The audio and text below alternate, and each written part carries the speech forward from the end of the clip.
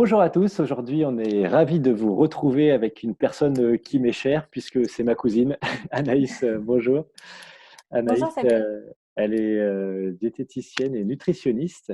Et en fait, je prépare un peu cette série d'interviews, de vidéos, je me suis dit que ça serait super intéressant d'avoir ton avis, Anaïs, pour connaître tes conseils, ton avis, ton analyse sur la situation et puis surtout de parler d'alimentation en situation de confinement. Parce que c'est pas une crainte que j'ai, mais je me dis à des moments, on fait moins d'exercice, on fait, peut-être moins de sport, on va moins pratiquement par moi, je faisais du vélo tous les jours pour aller au travail. Je me suis dit: «Bah, c'est un petit exercice physique qui entretient ma forme» et bah, là, je Mm. le fais plus. Donc est-ce que, on va tous se retrouver en surpoids, à la fin du confinement?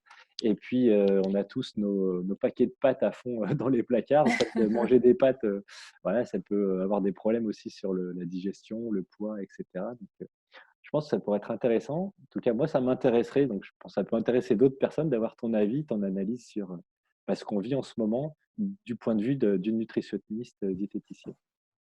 D'accord, bah, tout à fait. Ouais. Je suis ravie d'être là aussi et puis de pouvoir prendre un petit moment pour répondre à toutes ces questions.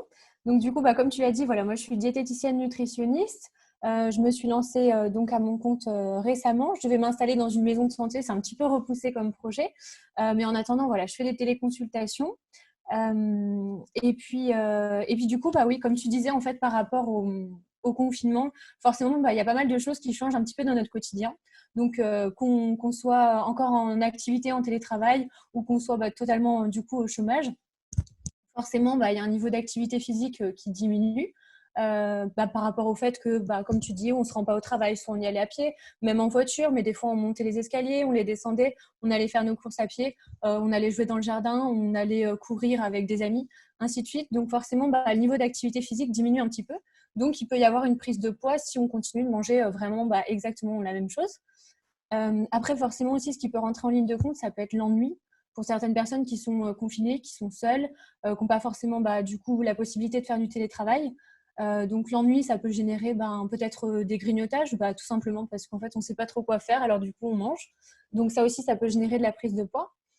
Ça peut aussi générer de la culpabilité pour certaines personnes, dans le sens où du coup, voilà, on a un petit peu craqué, on a eu un comportement où du coup, on a eu une petite crise, je dirais pas forcément de la boulimie, mais voilà, on a dévalisé un petit paquet de gâteaux parce que on se sentait pas forcément très bien. Et parfois, l'alimentation au réconfort, souvent dans tout ce qui est sucré, c'est quelque chose auquel on peut avoir recours quand on se sent pas top.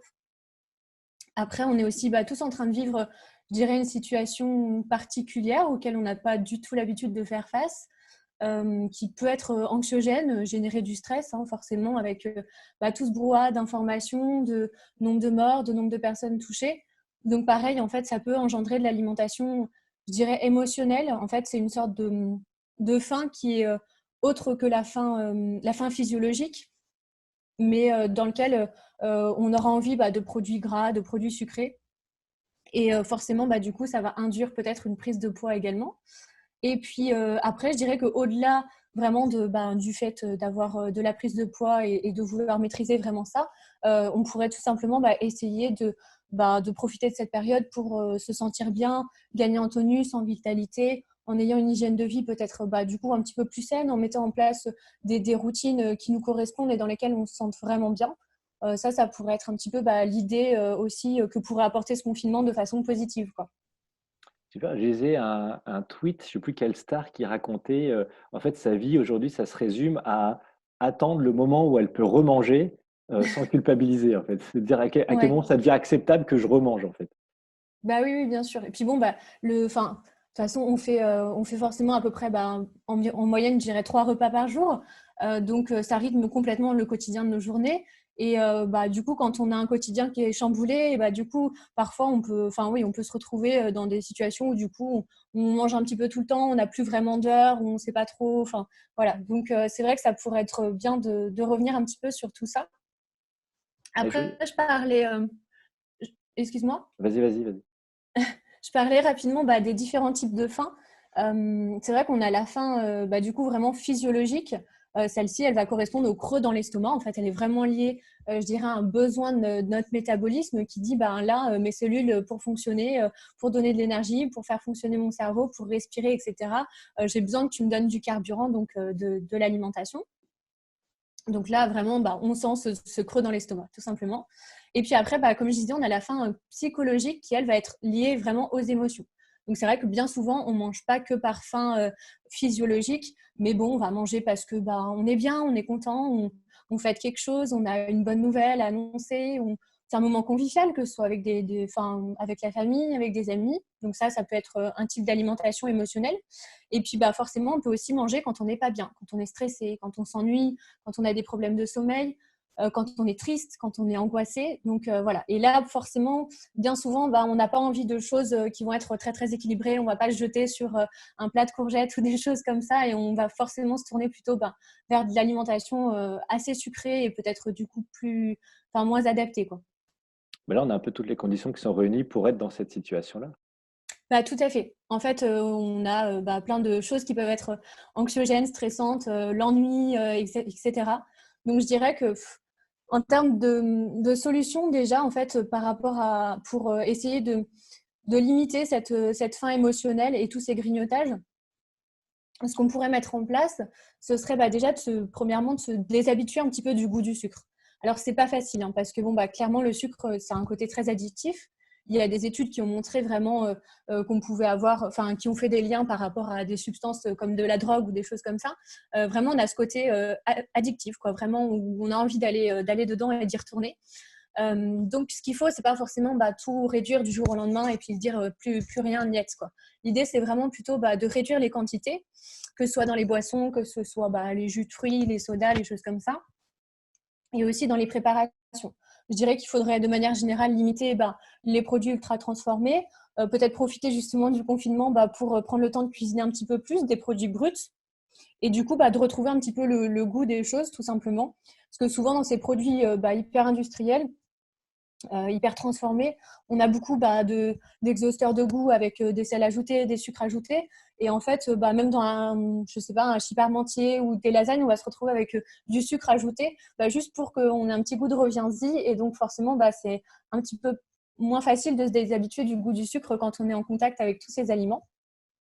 Et puis après, je dirais aussi que pour prendre une nouvelle habitude, de manière générale, le corps il a besoin d'au moins 21 jours pour vraiment l'assimiler et pour que ça devienne un petit peu plus facile.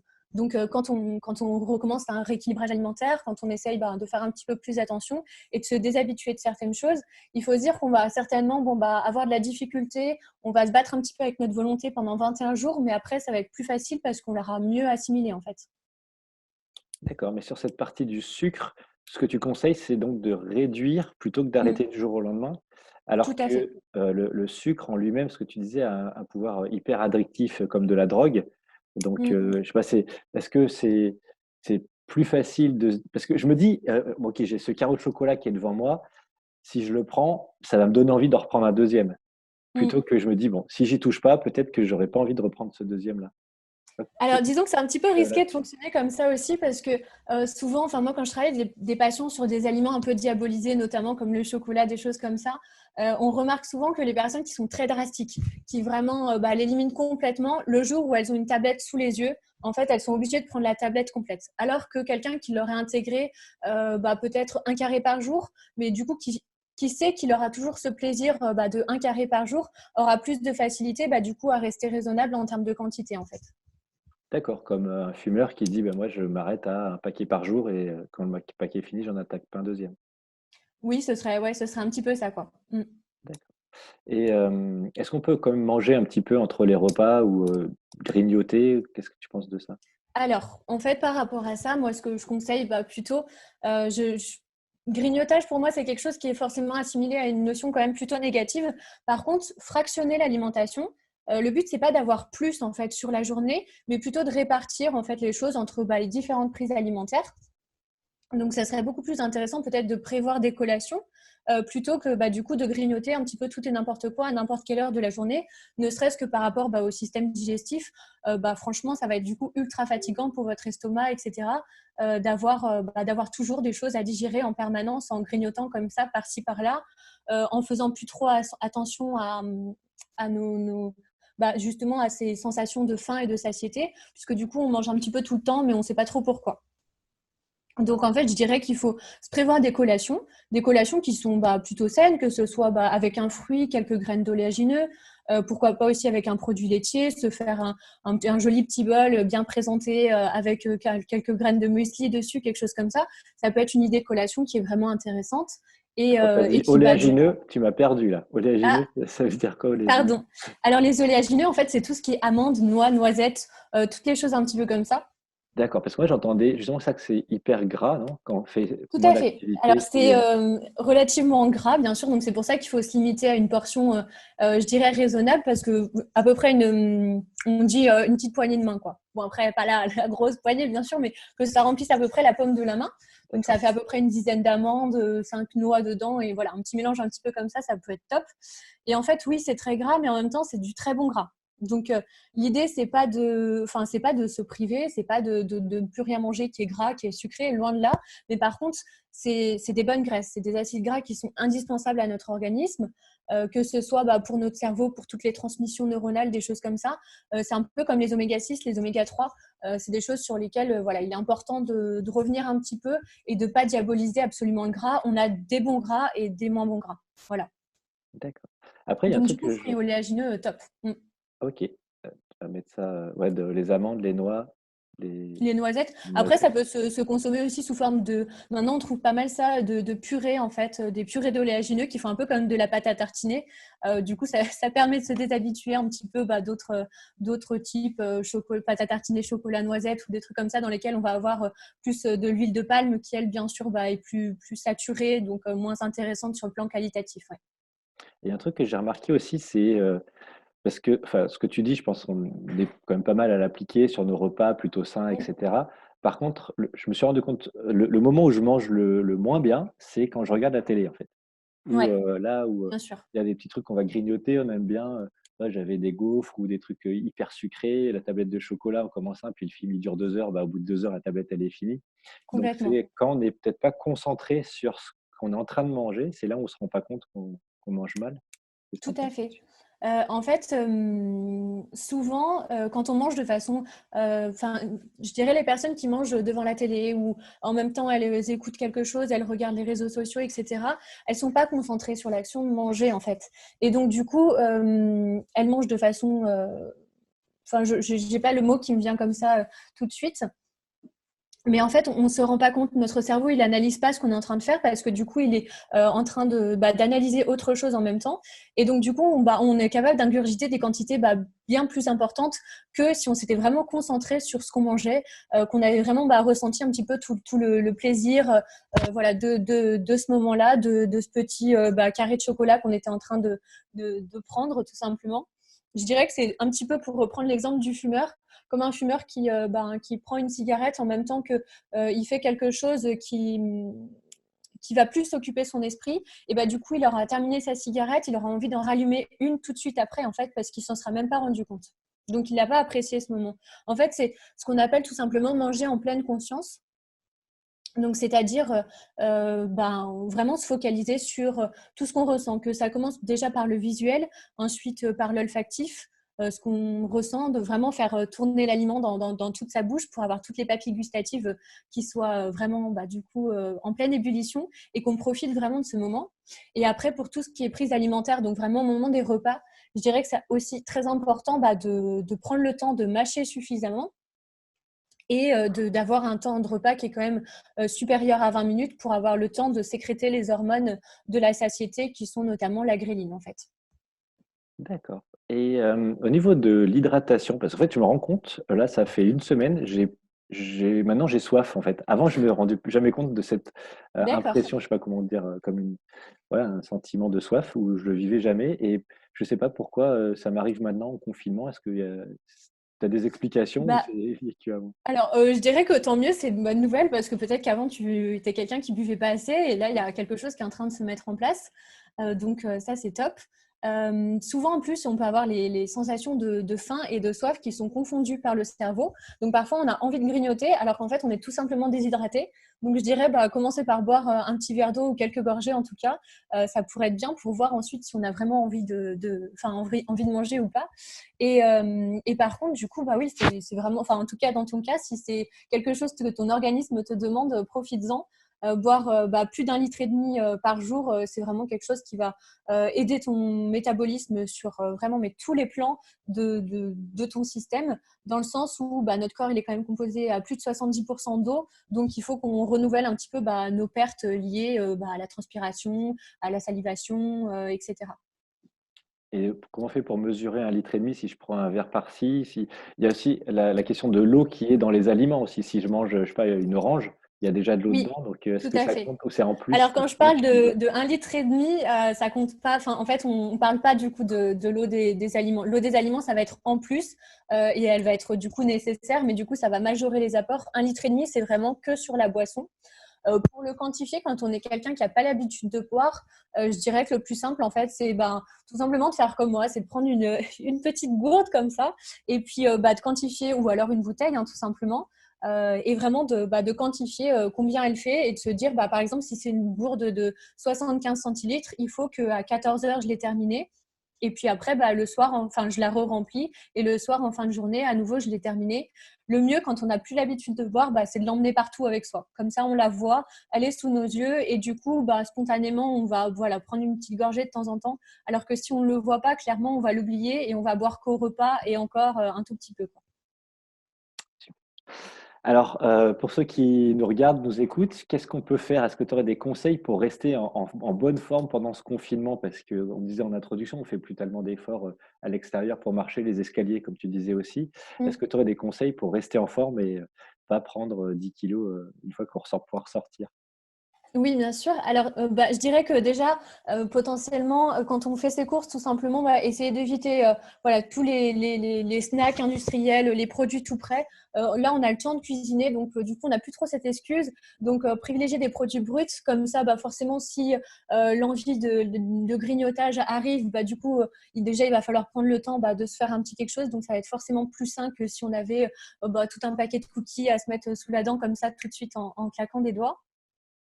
Je dirais aussi, ce qui est important, c'est vraiment de s'occuper l'esprit. Si on a envie de grignoter d'un coup, à un moment donné, parce qu'on s'ennuie ou parce qu'on n'est pas bien, qu'on essaye de faire autre chose de positif.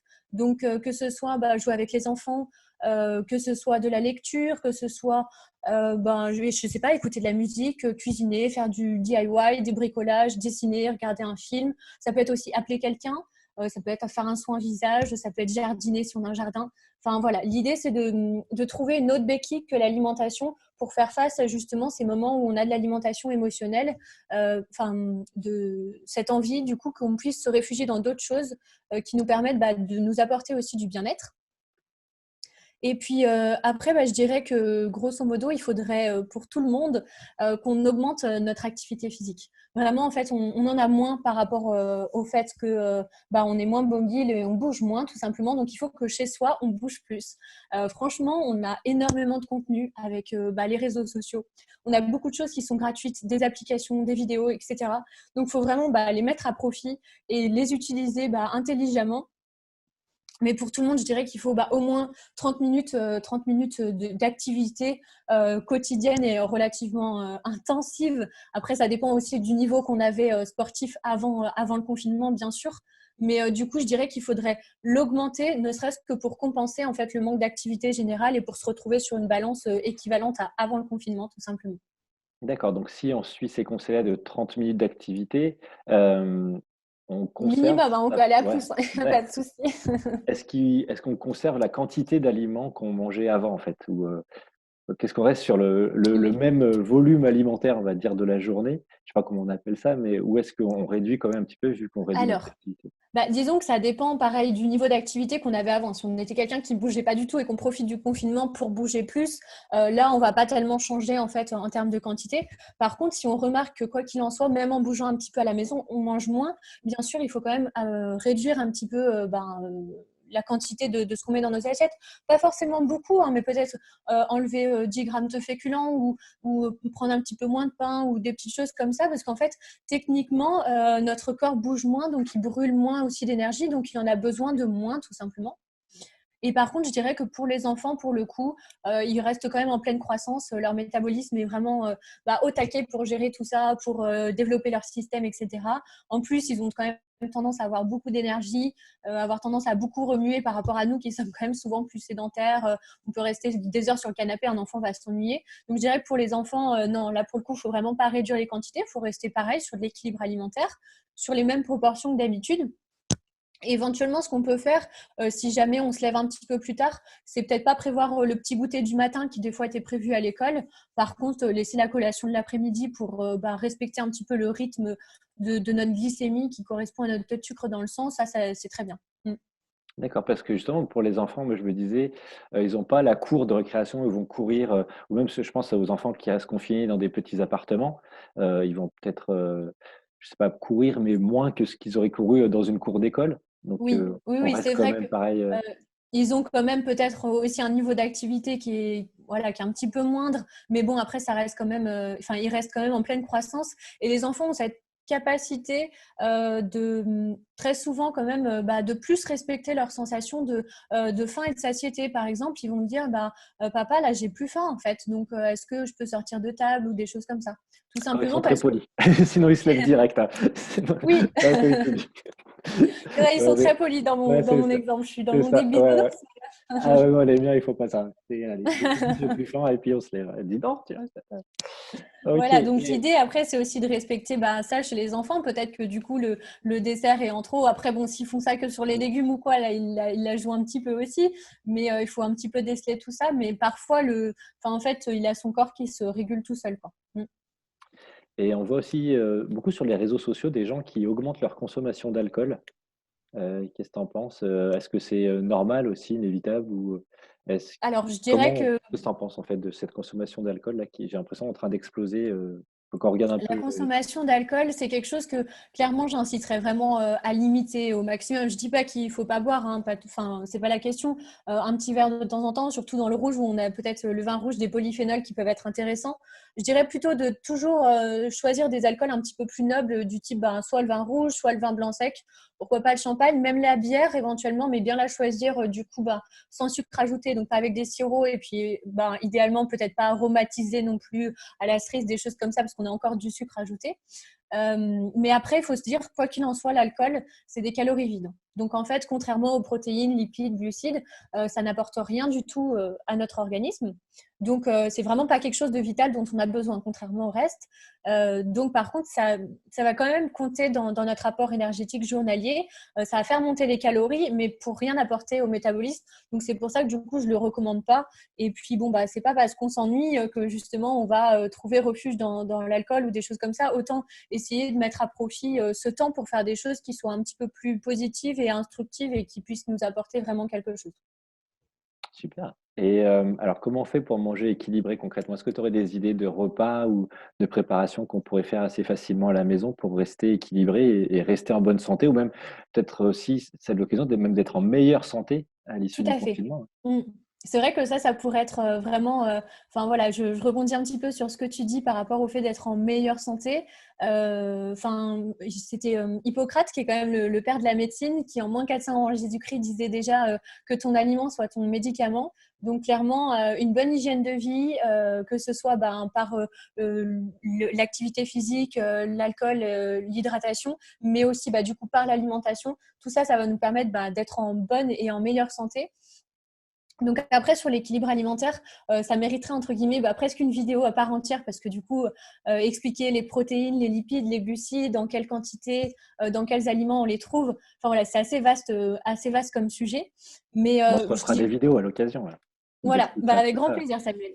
Mais grosso modo, pour faire vraiment très simple, je dirais que schématiquement, on a à peu près essayé de prévoir sur les repas principaux, du coup, à la fois des légumes qui soient en entrée ou en accompagnement, cuit, cru, froid, chaud, soupe, purée, enfin un petit peu tout ce que vous voulez, mais du coup, avoir des légumes sur chaque repas principaux. avec des féculents aussi pour permettre d'avoir suffisamment d'énergie qui va être libérée tout au long de la journée. Et puis associé à une protéine, donc viande, poisson, œufs. Après, ça peut aussi être des protéines végétales, tofu, tempeh, seitan, etc. Et puis à ça, on ajoute éventuellement un produit laitier, sauf si on préfère le prendre en collation. Et puis un fruit en dessert, pareil, qui soit en compote ou alors sous cru, vraiment à croquer directement, ce sera déjà un bon début. Et puis après, on met l'huile végétale, du coup, on varie un petit peu pour avoir tous les oméga 6 et les oméga 3, comme j'expliquais. Et voilà, on varie ça et on s'en sert pour la cuisson et les assaisonnements. OK, mais alors, pour conclure, là, je pense qu'on arrive à peu près à l'issue de la vidéo. Est-ce que, c'est vraiment en t'écoutant, j'ai l'impression que tout ce qu'on a dit jusqu'à maintenant, ce que tu nous as dit, ça peut marcher hors confinement, en fait. Est-ce qu'il Tout y à aurait fait. des spécificités vraiment à garder ou peut-être des choses que tu as déjà dites sur lesquelles on pourrait focaliser pour se dire: «Il y a des choses vraiment super importantes là parce qu'on est en confinement, c'est ça qu'il faut retenir»? Alors, par rapport au confinement, réellement, en fait, je dirais tout simplement prendre du temps pour soi, vraiment mettre à profit cette période pour reprendre un petit peu les choses en main, remplir ses placards intelligemment, en évitant un petit peu tout ce qui est produit industriel et en diversifiant tous les groupes alimentaires. On a la chance de pouvoir encore faire le plein facilement, même de produits frais, en allant faire nos courses une fois par semaine. Donc, vraiment, il ne faut pas s'inquiéter à ce niveau-là. On oublie tout ce qui est régime, restriction, c'est pas du tout le moment et en plus de ça, c'est même pas du tout intéressant de faire ça, si ce n'est que de faire du yo-yo et puis après d'avoir de la frustration. Et la frustration, pour tous ceux qui ont bien suivi, ça génère de l'alimentation émotionnelle, donc on évite. Et on essaye de se trouver des occupations intelligentes. On garde un rythme, on met un réveil, on se douche, on s'habille. On se fixe aussi des objectifs à la journée. Ça, c'est important. C'est vrai qu'on pourrait dire, mais les nutritionnistes, elles nous parlent complètement d'autre chose. Mais en fait, tout ça, ça va permettre de garder une routine qui va être saine. Et après, il y a aussi un petit bonus, entre guillemets, que je dirais, ce serait de profiter de tous les bienfaits de l'alimentation pour booster un petit peu notre immunité. Donc pour ça, on va avoir tous les aliments qui vont être riches en vitamine C, les fruits, les légumes, les agrumes, pamplemousse, citron, orange, ananas, kiwi. On en a aussi dans les légumes type épinards, etc. Une alimentation relativement riche en fer. Le fer, on en trouve dans tout ce qui est viande, poisson, œufs. On en trouve aussi dans les épinards, les lentilles, le persil, toutes les légumineuses, donc pois chiches, pois cassés, etc. Et puis une alimentation un petit peu riche en zinc, ça on peut en retrouver dans le bœuf ou aussi dans le sésame. Ça, c'est vraiment les points les plus importants pour booster son immunité. Après, il peut y avoir d'autres conseils, mais qui seront plus donnés par des naturopathes ou des phytothérapeutes, des personnes qui connaissent un petit peu mieux tout ce qui est huile essentielle ou les remèdes naturels avec des infusions à base de gingembre, d'échinacée, de ginseng, des choses comme ça. OK, top. Alors, tu me disais, avant qu'on commence cette vidéo, tu voulais proposer un challenge aux gens qui vont regarder cette vidéo. Est-ce que tu pourrais nous expliquer en quoi ça consiste? Tout à fait. En fait, je trouve que bien souvent, même moi, hein, quand je suis devenue diététicienne, tout le monde s'est mis à penser qu'en fait, je me nourrissais voilà, que de petits légumes verts et que c'était fade, cuit vapeur, qu'il n'y avait pas de sauce, qu'il n'y avait aucun plaisir. Et du coup, je suis un petit peu triste de cette vision de la diététique fade, vraiment terne, morose, qui fait vraiment pas envie. Et j'aimerais qu'on casse un petit peu cette idée comme quoi l'alimentation équilibrée, elle ne fait pas plaisir, on ne s'amuse pas du tout dedans. Et donc, ce petit challenge, en fait, ce serait pour tous ceux qui sont intéressés, bien sûr, de poster en commentaire de cette vidéo une photo de leur assiette. Et j'aimerais que ce soit une assiette qui soit à la fois équilibrée, qui soit saine, mais qui soit aussi gourmande et qui fasse vraiment envie. Donc, moi, je serai la première à participer à ce challenge. Et puis, j'espère que vous me suivrez aussi. Top, j'espère que les gens vont participer aussi. En tout cas, je les invite à mettre, leurs photos, en commentaire de cette vidéo. Merci beaucoup, Anaïs pour, toutes tes explications. C'était super clair. Je pense que, on en ressort boosté pour, faire attention à son alimentation, puis même profiter, de ce temps-là pour, un peu se retrouver, se recentrer sur toi comme tu disais. Après, peut-être c'est plus compliqué quand on a des enfants qui nous demandent aussi, beaucoup Tout à d'énergie. fait. Mais en tout cas, peut-être Faut mettre pas en place. hésiter peut-être aussi je dirais au niveau des enfants, si on arrive à trouver suffisamment de temps et qu'ils sont assez âgés, à les impliquer aussi avec nous pour faire leur éducation nutritionnelle aussi, puisqu'ils seront les consommateurs de demain. Hein. Donc, ça passe très souvent par des traditions familiales, hein, la cuisine. Donc, ça peut être le moment de partager ce moment ensemble et puis de mettre un petit peu cette créativité. Ça occupera les enfants, les parents, ça peut être top. Super. Ah bah là, trouver des idées d'activités, je pense qu'on en a tous besoin. Donc, effectivement, d'impliquer les enfants, c'est une super idée. Plutôt que, Mm, on est tous à faire des crêpes et des gâteaux, mais ça peut être aussi préparer le repas, aussi d'autres tout à activités fait, où ouais. vous n'êtes peut-être pas associés Et avant. puis parfois, les enfants qui ont du mal, qui rechignent un petit peu sur certains aliments, quand on les implique dans la préparation, et du coup, en fait, derrière, quand on leur présente à table, ils ont plus de facilité à les accepter aussi, quoi. Top. Alors, est-ce que tu fais des consultations à distance? Est-ce que les gens peuvent te Oui, oui, contacter? oui, tout à fait. Le plus simple, ce serait peut-être de laisser mon numéro de téléphone en barre d'infos. Et oui, oui, bien sûr, moi, je suis ouverte aux téléconsultations. Je fonctionne déjà comme ça. Donc après, je verrai un petit peu en fonction de chaque profil comment est-ce que ça peut s'organiser dans leur quotidien. En général, je dirais que pour la première consultation, qui est un petit peu le bilan, qui me permet de cerner un petit peu toutes les habitudes alimentaires de la personne, mais aussi ses besoins. Enfin, c'est assez large. En fait, ça prend allez, je dirais un bon 45 minutes, 1 heure sur la première consultation, histoire qu'on ait le temps de tout voir. Moi, derrière, je calcule un petit peu tous les besoins de cette personne. Je m'embête avec tout ce qui est un petit peu pénible sur les répartitions de tous les macros et micronutriments. Et puis après, on passe à tout ce qui est suivi, où là, c'est plus rapide. On peut être sur des consultations de 20 à 30 minutes suffisent. Ouais. Top. Bon, j'invite tous les gens à te contacter, ceux qui sont intéressés par tes conseils. En tout cas, je pense qu'ils en seront extrêmement satisfaits, te connaissant bien. Donc, encore Je te merci à remercie, toi Samuel. pour d'avoir préparé tout cet entretien. Je pense que ça va intéresser beaucoup de gens. N'hésitez pas à mettre vos commentaires. Et puis, je pense que Anaïs se fera une joie d'y répondre. Tout à fait. Merci à tous d'avoir regardé ça. Et puis, je vous dis à bientôt pour une prochaine vidéo. Merci Anaïs, merci à tous. Au Au revoir, revoir. Samuel. Au Merci. revoir. Au revoir.